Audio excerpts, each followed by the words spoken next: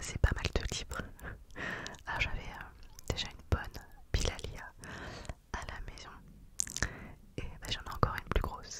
Mais je suis ravie parce qu'il y a plein de livres variés et ça va être mes prochaines lectures. Donc, je vais vous partager ça, je vais vous montrer ce que je vais lire prochainement. D'ailleurs, si vous connaissez certains de ces livres, n'hésitez pas à me faire vos retours dans les commentaires.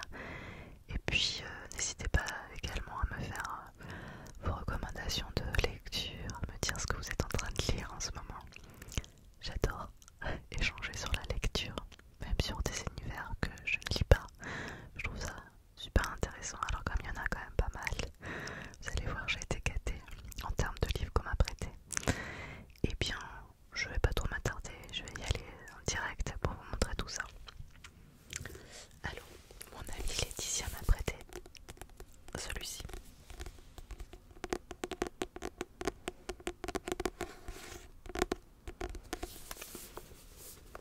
Adeline Dieudonné, Kérosène.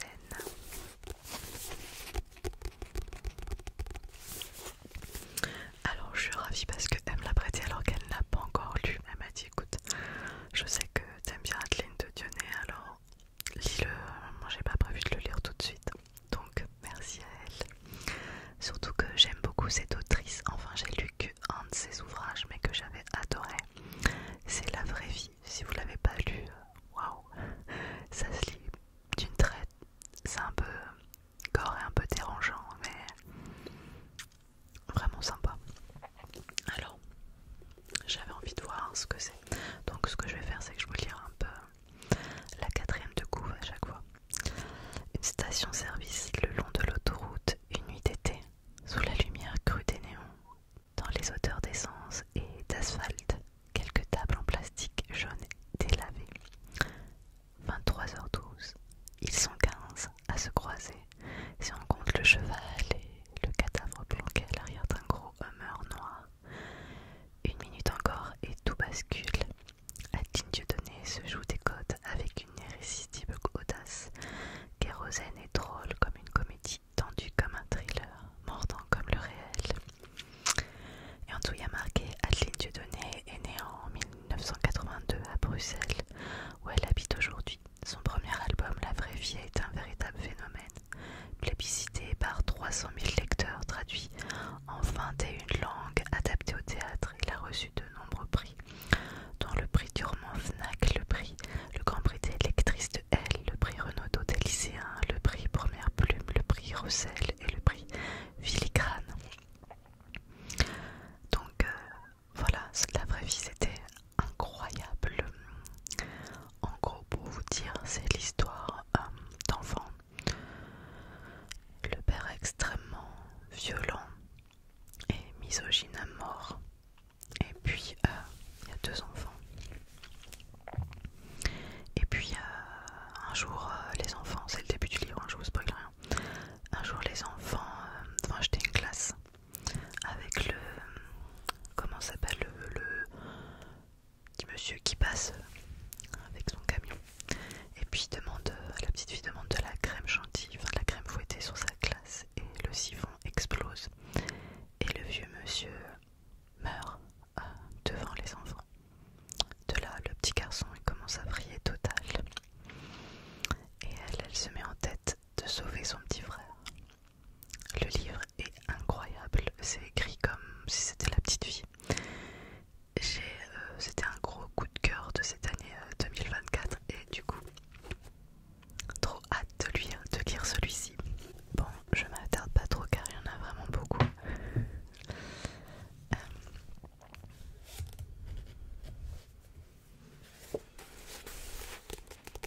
Mon amie Laetitia m'a prêté aussi Triste tigre de neige Sino. Je crois qu'il l'a eu, je sais plus si c'était un prix Renaudot, concours, lycéen, je sais plus, mais enfin ça, il a eu un grand prix il y a 2 ans je crois, je sais plus exactement. J'ai voulu y croire, j'ai voulu rêver que le royaume de la littérature m'accueillerait comme n'importe lequel des orphelins qui y trouvent refuge, mais même à travers l'art, on ne peut pas sortir vainqueur de l'abjection. La pas sauvée. Je ne suis pas sauvée. Voilà, c'est un petit pas plus en quatrième de coup. Il paraît que le livre est assez dur, je crois. Mais j'avais envie de le lire. Ouais, je crois que c'est le prix concours des lycéens 2023. À vérifier, mais je crois que c'est ça. Tu vas avoir le prix de la presse aussi. Enfin, il y a eu plein de prix.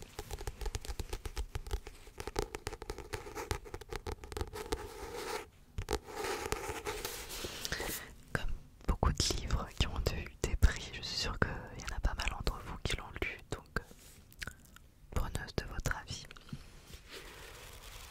C'est un livre qui se lit vite, il n'y a pas beaucoup de pages. 281.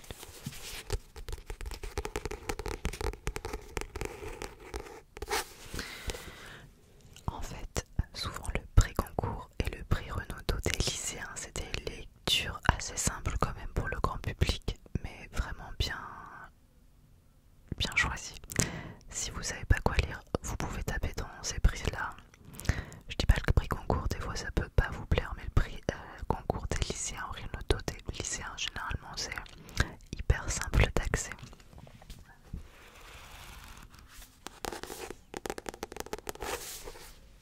Donc voilà, j'enchaîne parce qu'il y en a mais une tonne. L'autre jour, je suis rentrée avec tous ces livres et Papa Écœur il m'a dit mais on va mettre ça où quoi. Ah, j'ai dit t'inquiète, je vais les rendre après. Mon amie Laetitia m'a prêté aussi. Mon ami Damer, et ouais, le tueur en série. Cette fois-ci, c'est une bande dessinée surnommée le cannibale de Milwaukee. Jeffrey Dahmer fut l'un des pires serial killers de l'histoire des États-Unis, arrêté en 1991, puis condamné à 957 ans de prison pour une série de 17 meurtres. Il finira assassiné dans sa cellule en 1994. Il y avait eu la série sur Netflix d'ailleurs avec Zac Efron sur ce tueur en série. Je l'ai pas vu parce qu'on m'a dit que c'était hyper gore à regarder et que à ce moment-là j'étais pas dans un bon mood, mais je pense que je vais regarder un de ces quatre cette série. Alors Park Dev fait la connaissance de Jeffrey Dahmer au collège au début des années 1970. Les deux ados se lient d'amitié et restent proches jusqu'à la fin du lycée. Mon ami Dahmer est le récit de la jeunesse de celui qui n'était pas alors qu'un enfant solitaire au comportement un petit peu étrange. En dessous il y a écrit un très bon livre, plongez-vous dedans, il vous laissera sur le carreau. Empathique mais jamais complaisant, dérangeant mais nécessaire, le récit de Park Dev plonge dans les limbes de la folie humaine, l'un des livres les plus effrayants et les plus dérangeants de l'année.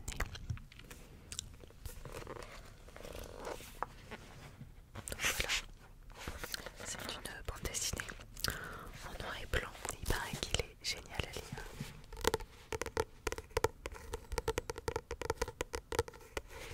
J'ai hâte de le lire, je pense que ça va être d'ailleurs une de mes prochaines lectures. Papa Écœur il voulait le lire aussi. Je pense que ça va être top.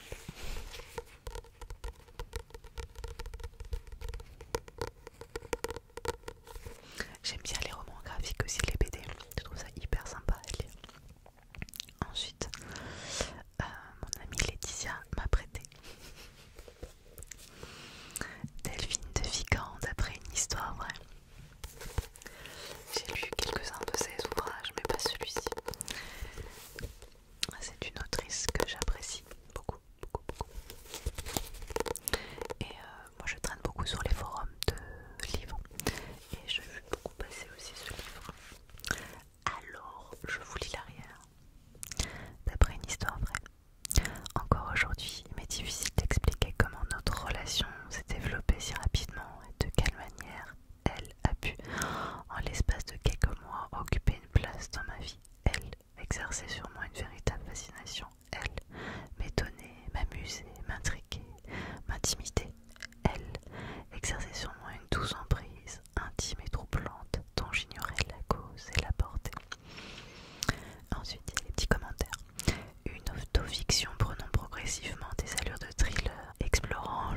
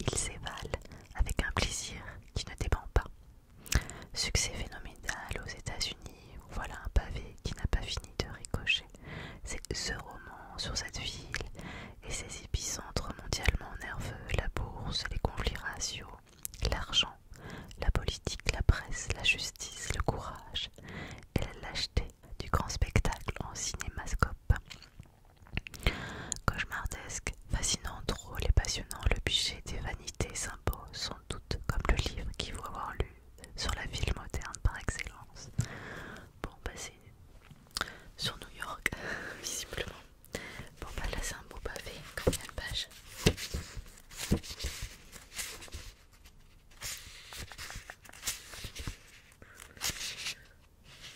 914.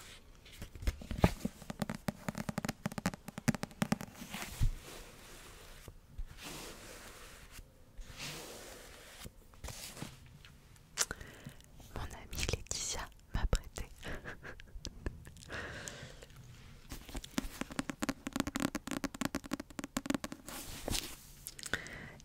Il faut qu'on parle de Kevin. Il paraît qu'il y a un film aussi que je n'ai absolument pas vu. D'ailleurs ça fait très couverture issue d'un film. C'est de Lionel Shriver. Je ne connais pas. Elle m'a dit que c'était extrêmement bien à lire mais extrêmement dérangeant. Voilà. On va lire la quatrième de couve, j'en sais pas plus. À la veille de ses 16 ans, Kevin Khatchatourian a tué 7 de ses camarades de lycée, un employé de la cafétéria et un professeur. Dans ses lettres adressées au père, dont elle est séparée, Eva sa mère retrace l'itinéraire meurtrier de Kevin. Ah ok, je vois. La durée aux États-Unis. Ce roman est plus percutant qu'une leçon de pédopsychiatrie portée par la force de la fiction, une écriture limpide. Il n'apporte aucune réponse, sinon un dénouement magistral et bouleversant. Lionel Shriver, né en 1957. Lionel Shriver est diplômé de Columbia. Il faut qu'on parle de Kevin, a connu un succès retentissant dès sa sortie en Angleterre et a été récompensé du prestigieux Orange Prize en 2005. Donc voilà, elle m'a dit que ça c'est un des livres qu'il faut avoir absolument lu. Je sais plus où les poser, il y en a tellement ici. Mon amie Laetitia m'a prêté. Et Nietzsche a pleuré de Erwin Yalom. Pareil, je sais pas du tout de quoi ça parle. C'est elle qui m'a dit faut que tu le lises, faut que tu le lises, faut que tu le lises. Bon, je prends. Venise, 1882, la belle et impétueuse Lou Salomé somme le docteur Breuer de rencontrer Nietzsche. Encore inconnu du grand public, le philosophe traverse une crise profonde due à ses relations rageuses avec Lou Salomé et à l'échec de leur ménage à trois avec Paul Ré. Nietzsche ou le désespoir d'un philosophe, le docteur Breuer, l'un des fondateurs de la psychanalyse, un pacte secret orchestré par Lou Salomé sous le regard du jeune Sigmund Freud. Tout est là pour une magistrale partie d'échecs entre un patient extraordinaire et son talentueux médecin. Mais qui est le maître? Qui est l'élève? Qui soigne qui? C'est à une nouvelle naissance de la psychanalyse intense, drôle et machiavélique que nous confie Erwin Yalom. Comment pouvait-on vivre jusque-là sans connaître les livres du docteur Erwin Yalom? On se le demande. Ce n'est pas tous les jours que les livres de psychothérapie se lisent comme des romans. Ok, je sais que ma copine est très basée sur les trucs psy. Intéressant, c'est peut-être pas le premier que je vais lire, mais pourquoi pas. Elle m'a prêté aussi, c'est du même, Le Jardin des Piqûres. Je déplace les livres parce qu'il y en a encore beaucoup. Je me souviens qu'à la fin de la séance, vous ne vouliez pas lâcher ma main quand j'ai essayé de déguerpir de votre cabinet. Je vais vous dire une chose, je vous suis reconnaissante de ne pas avoir lancé d'ultimatum. Je vous aurais quitté. Quand Amelia, SDF agro, l'héroïne et prostituée, choisit d'entamer une nouvelle vie et rencontre le docteur Yalom, qu'arrive-t-il? Avec cet essai pénétrant, Erwin Yalom propose une approche sensible à la question universelle de la mort. Se confronter à notre propre mortalité nous inciterait à réordonner nos priorités, à mieux communiquer avec nos proches, à apprécier davantage la beauté de la vie et à prendre les risques nécessaires à l'épanouissement personnel. Dans la lignée du bourreau de l'amour, le jardin des piqûres, les fruits de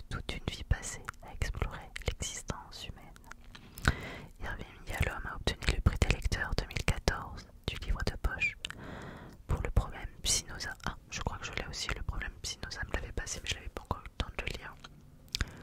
Et bien voilà, elle m'en a passé d'autres encore à droite. J'en ai d'autres. Alors elle m'a prêté un elle m'a dit c'est mon coup de cœur de ces 10 dernières années. C'est Suzanne Fletcher, Un bûcher sous la neige.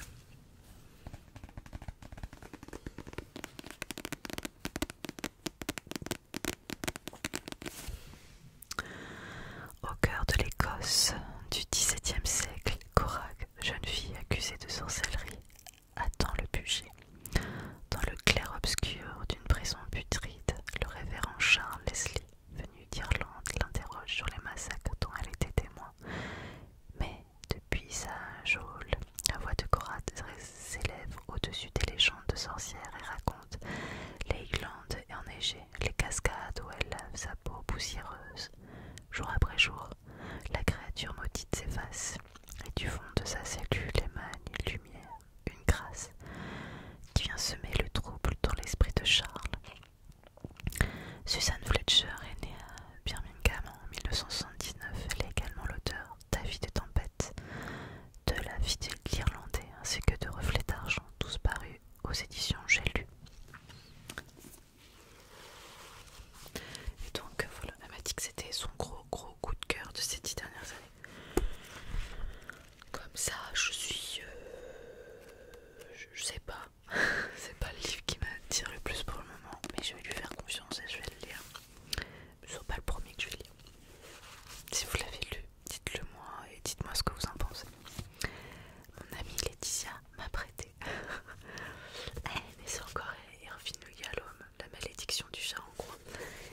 Je crois qu'elle a quelque chose avec Irvine Yalom. Parce qu'en fait, elle m'a donné tout un sac où elle m'a mis plein de livres en disant tu vas lire ça, tu vas lire ça, tu vas lire ça. Mais je n'ai pas tout regardé ce qu'elle m'avait mis.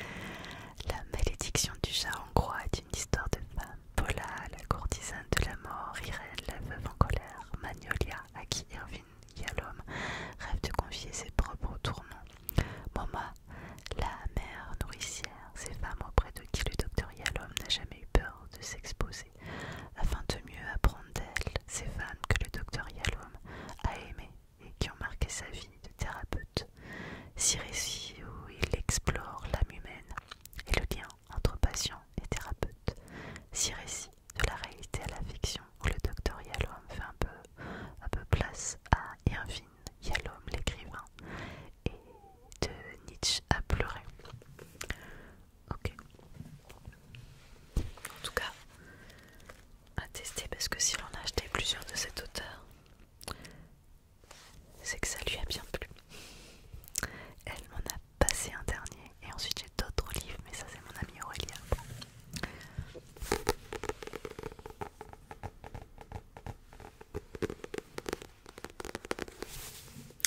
Elle m'a prêté Aspicious River de Laura Kasiuczk.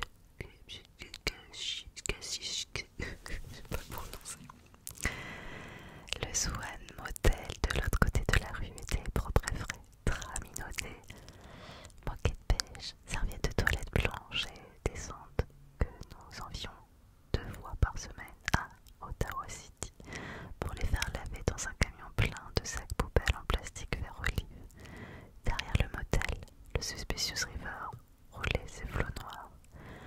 Hyperréalisme, violence et crudité, transfigurés dans un univers poétique d'une force exceptionnelle.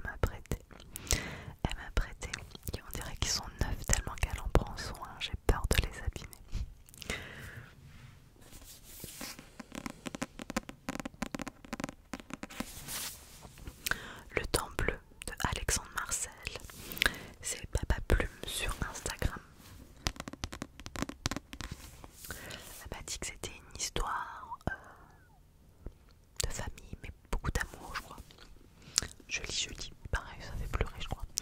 Le temps bleu. 1974, Philippe, père d'une petite Gabrielle âgée de 2 ans, perd subitement sa femme dans un accident de voiture. Dès lors, il va consacrer son existence à sa fille. 2018, Gabrielle est devenue une femme d'affaires, mère et épouse accomplie. Quand elle apprend que son père est atteint d'Alzheimer, elle décide de l'emmener au bout du monde, réaliser le voyage que celui-ci avait imaginé pour elle un demi-siècle plus tôt. Deux voies, deux voyages qui s'entremêlent, tissant le fil d'un amour inconditionnel. Une odyssée haute en couleurs d'un père et sa fille que rien ne peut séparer. Connu sous le pseudonyme Papa Plume et suivi par plus de 160 000 personnes sur Instagram, Alexandre Marcel est l'auteur de Je ne m'attendais pas à ça et se révèle à travers ce premier roman à la plume délicate et sensible. Et elle m'a dit que c'était un coup de cœur pour elle, donc on va lire ça. Elle m'a prêté également Marie Varey, le syndrome du spaghetti. Mais regardez comment elle en prend soin. On dirait qu'il est tout neuf alors qu'elle l'a lu. Le syndrome du spaghetti, la vie c'est ce qui t'arrive pendant que tu es occupé à faire d'autres plans. Phrase de John Lennon. Léa a un talent immense et un rêve à réaliser. Elle avance avec confiance vers un avenir radieux dont elle a planifié les moindres détails. Dans la cité voisine, Anthony, obligé de faire face à ses difficultés quotidiennes et au garde à vue de son frère, ne rêve plus depuis longtemps. Ils n'ont rien en commun et pourtant, lorsque la vie de Léa s'écroule, Anthony est le seul à pouvoir l'aider. Leur destinée s'en trouve à jamais bouleversée. La Provence dit un trésor littéraire et la FNAC dit émouvant, touchant, magnifique. Lisez ce livre, vous allez vibrer. Je le vois souvent passer sur des forums de livres. Je l'ai vu du là.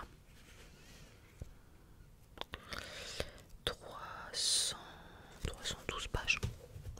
Ça va. Autre livre de Marie Varey qui est sorti cette année et qui a fait beaucoup parler car il a été assez plébiscité. Grand succès depuis son début d'année, je crois que c'est même pareil, son meilleur de Marie Varey. Je ne sais pas, je ne l'ai pas lu. J'en ai lu qu'un d'elle, c'était Ainsi gèlent les bulles de savon. Et donc celui-ci, la dernière allumette, apparemment c'est un truc vraiment à lire.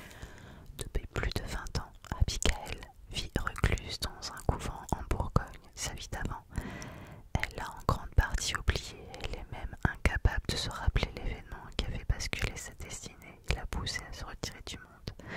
De loin, elle observe la vie parisienne de Gabriel, son grand frère, dont la brillante carrière d'artiste et l'imaginaire rempli de poésie sont encensés par la critique. Mais le jour où il rencontre la lumineuse Zoé et tombe sous son charme, Abigail ne peut s'empêcher de trembler car elle seule connaît vraiment son frère, un trésor de sensibilité et d'émotions brillamment construit. Marie Varey démontre une nouvelle fois son talent unique pour nous tenir en haleine de la première à la dernière page. Donc je suis sûre qu'il y en a parmi vous qui l'ont lu. Parce qu'il a été, il est sorti je crois en janvier. Mais voilà, il a vraiment fortement marché. Elle m'a prêté aussi en me disant celui-là va te plaire car ça parle de radio. Et si vous me suivez depuis un moment, vous savez que c'était mon ancien métier. L'heure des femmes d'Adèle Préau. Adèle Préau, j'ai déjà lu un livre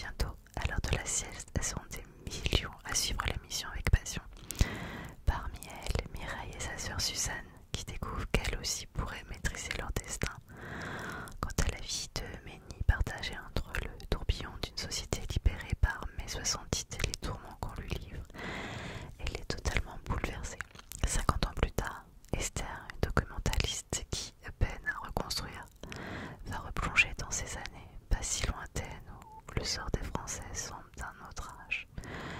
Avec ce nouveau roman porté par la figure de Ménique Grégoire, sa grand-mère, Adèle Bréau, une île est destinée de femmes qui, malgré leurs différences, se tendent la main. Amour, maternité, droit, sororité. L'auteur explore sur 5 décennies les avancées, paradoxes et les régressions de la condition féminine, les mettant en résonance dans une fresque résolument romanesque. Je pense que ça va être une de mes prochaines lectures, ça me parle énormément. Directrice de la mode de gala et ancienne rédactrice en chef de Elle.fr, Adèle Bréau signe avec L'heure des femmes son 7e roman.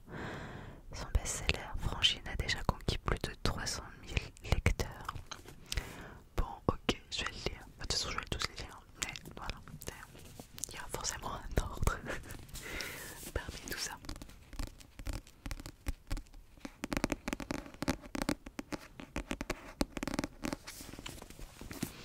Et mon amie Aurélia m'a prêté un livre aussi qui vient de sortir en septembre là, qu'elle a lu et qui m'a dit qu'il était très bien. C'est le dernier livre que je vais vous montrer ce soir. Mais je suis sûre qu'il va plaire à plus d'une personne parce que c'est Melissa d'Acosta.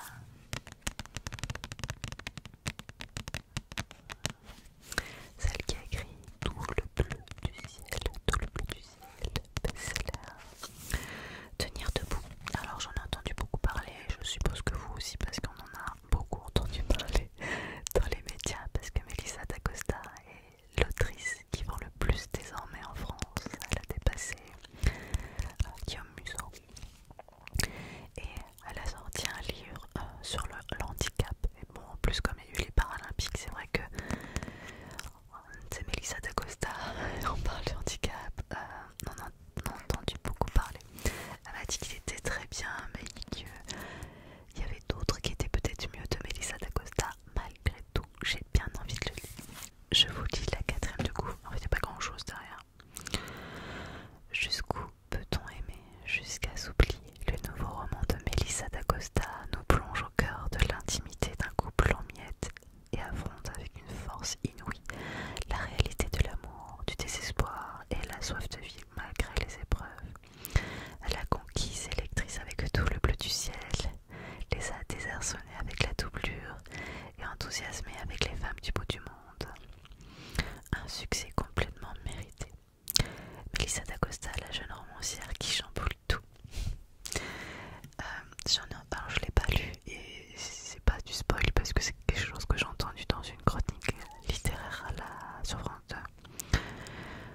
Visiblement c'est un gars, je crois, hein, si je dis pas de bêtises, qui est en couple avec une femme et puis qui part avec une autre. Et il part avec l'autre, mais entre temps il a un accident de la route et du coup il se retrouve paralysé. Et donc il y a toute cette approche de réapprendre à vivre, d'apprendre à s'aimer, s'aimer soi-même et d'aimer l'autre. Je crois que c'est un peu ça le thème de ce livre que j'ai hâte de lire.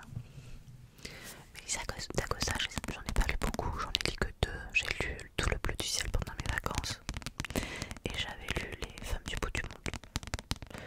J'ai la doublure à la maison aussi parce que je vous ai montré que ma pile à lire que ce que j'ai eu ce week-end, mais j'ai une grosse pile encore plus énorme. Je marque tous les livres que j'ai à lire sur mon application Cliff. Je vous remettrai le lien dans la barre d'infos si vous voulez me suivre sur Cliff. Et du coup, comme ça je classe tout, ça me permet d'avoir une vision sur ce que j'ai envie de lire, classer mes lectures. Et je voyais que j'avais 69 livres à la maison que je devais lire. Donc là, c'est me les apprêter. Donc je vais quand même les lire assez rapidement pour pouvoir les rendre. Et encore, j'ai une autre copine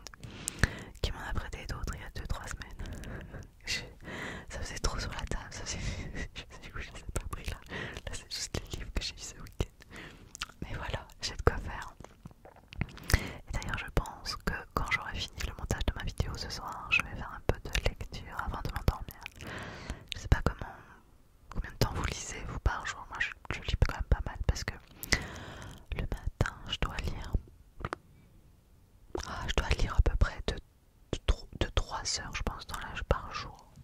Facile, des fois plus, je pense, environ. Et là, je suis en train de finir là où chantent les écrevisses que j'avais emprunté à la bibliothèque et franchement que je trouve plutôt sympa à lire. Voilà, c'était une vidéo livre. Oui, il y en aura d'autres parce que vous savez, j'aime ça. Dites-moi ce que vous aimez lire. Faites-moi vos recommandations. Et puis j'espère que ça vous a inspiré, que ça vous a peut-être donné envie de lire. Alors pour ceux qui se disent ouais ça coûte cher un livre, alors oui déjà ça coûte cher mais il faut quand même l'auteur soit payé. Mais si vous êtes, enfin moi je suis une grosse lectrice donc je ne peux pas acheter tout ce que je lis, sinon je n'aurais plus de sous sur mon compte en banque. Il existe les bibliothèques, c'est gratuit, les boîtes à livres, les brocantes, les sites d'occasion. Vous pouvez vous prêter entre amis des livres. Enfin, il y a mille et une façons de pas trop dépenser et vous faire plaisir en lisant. C'est une façon de s'évader, on se sent tellement bien quand on lit, et même quand on lit juste un roman. On apprend des choses même quand c'est un roman à l'eau de rose, entre guillemets, parce que on apprend sur les relations humaines, même quand c'est juste un roman. On se met à la place des autres, c'est hyper important la lecture je trouve pour l'ouverture d'esprit. En tout cas j'espère que vous avez apprécié cette vidéo, n'hésitez pas à liker, à commenter, ça fait toujours plaisir, et à vous abonner. Si vous venez d'arriver sur ma chaîne, sachez que je fais des vidéos longues